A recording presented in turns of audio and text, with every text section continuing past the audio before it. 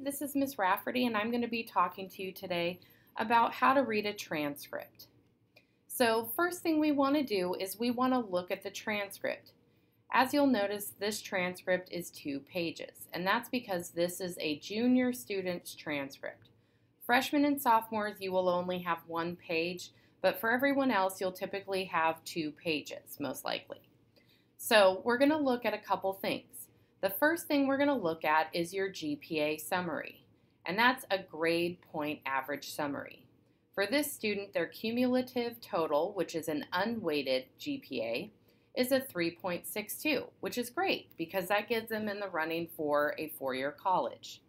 The next thing we're going to look at, based off their GPA, we have what we call a class rank.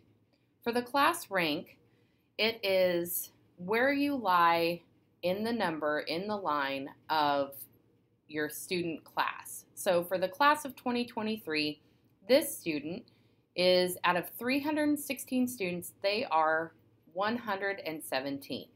Now this changes and fluctuates as we finish each term and how your GPA is calculated. Now remember, your GPA is the grade point average of the classes and the grades that you get at the end of every trimester. So just keep that in mind. The next thing we're going to look at is the attendance. For attendance, you just want to make sure that if you're absent, you keep it low. For this student, I think their highest year so far, they missed a lot of classes. They had 11 absences, and this doesn't include your tardies, but for this video, we're just showing that you really want to make sure that you're here at school to be successful. And you'll notice here as well that each year their GPA was calculated. You'll see at the end of 2020, their GPA was a 3.875 in their freshman year, and so on and so forth. So for this student or for yourself, you're going to pay attention to these 2 boxes. Now for these 2 boxes at the top, you have your credit summary for graduation requirements. But you also have what's called graduation requirements, and these are typically your extended application, or what we like to call your EA project, which usually is completed in your junior year. So this student in particular is working on theirs in their ELC class to make sure that they get the information done in their Oregon CIS. Now, if you're a freshman or sophomore and you see a few more items in this box, that's because you still are required to do the reading, writing, and math essential skills. And those are state tests that everyone usually takes. Now, with COVID, we've had some students that all students in the grades, juniors and current seniors, they've had theirs waived.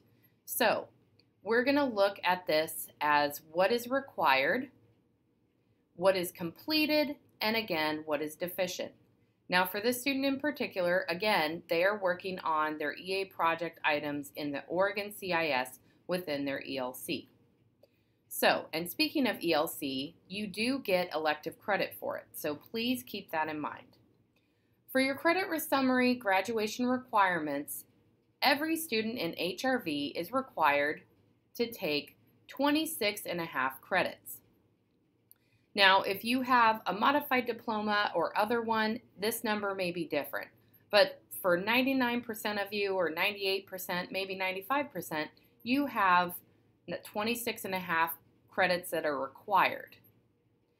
They are in different sections ranging from fine and applied arts, career ed, economics, global studies, government, health, language arts, mathematics, PE, science, U.S. history, and electives. So in each column, you will see what is required in total for all 4 years. Now for this student, they've completed so far, and you see it's calculated in each section, they have completed 19.05 credits. So every year, especially with trimesters, you are attempting 7.5 credits per year. Now, if you calculate just the classes that you're taking, not including ELC elective credits, you will be taking 7.5 credits per year, so you're attempting a total of 30 credits. Now, if your number as a freshman, you're probably about 3.5, 4 credits depending on how many you took. Okay, don't freak out. As long as you're passing your classes, the best is to work and make sure you're getting a C or above in order to obtain credit. A D is still passing, but an F is failing. If you failed a class, you will need to do summer school or credit recovery, most likely both, depending on how many you failed. If you failed a class that you need for graduation, like a English, math, you will take those in summer school. If it's an elective class, you cannot do that in summer school. So just please keep that in mind. You can't do it in credit recovery either. So just make sure you're passing your classes and doing well, because that way you have more opportunity. Now, for the student, this is deficient, or what we say you still need for graduation. So if you look in this column, this student for graduation, and this isn't including their second trimester credits, they still need 7.46 credits, which is not bad at all. And some credits, even though, let's say they earned 7.5 this year, and this drops down, it's not going to complete it totally, because this student will still have to take econ and government their senior year, an English next year, and so on and so forth. So as you meet with your counselor, if you have questions about your transcript or you want to see where you're at, always feel free to look and hack at your transcript. If you see a mistake, just let us know. But as we meet with you, you're going to want to look at the credits you've earned, what classes you've taken. We encourage you to continue with courses such as math and science, especially if you're looking at a four-year college or a competitive college. And we also want you to have the opportunity to take courses that are related to your areas of interest. So if you're looking at an apprenticeship or so on and so forth, maybe working in a career type job, we want to make sure you're taking advantage of all the stuff that HRV has to offer. Maybe an honors class, maybe your first AP class. So please keep that in mind. We have a lot of great classes and credits for you to take, and we wish you well in forecasting.